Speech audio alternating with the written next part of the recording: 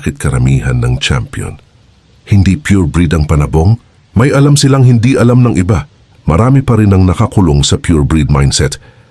Iniisip nila, sapat na ang pangalan ng bloodline. Pero sa modernong laban, hindi lang pangalan ng labanan, combination na. Dito pumapasok ang crossbreed. Pinaghalo ang dalawang lakas para makabuo ng mas kumpletong mandirigma. Halimbawa, Sweater x Roundhead. Power ng Sweater plus speed at talino ng Roundhead. O kaya, Kelso Blood para sa utak at timing. Plus, Hatch para sa tapang at lakas. Resulta, mas explosive, mas adaptable, mas unpredictable sa laban. Hindi ito basta halo-halo. Strategic pairing ito, base sa style, katawan at ugali ng manok. Kung seryoso ka sa breeding game, oras na para mag-isip beyond pure breed.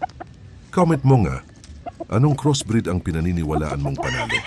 Follow mo pa page natin para sa mas malalalim na sikreto sa panabong.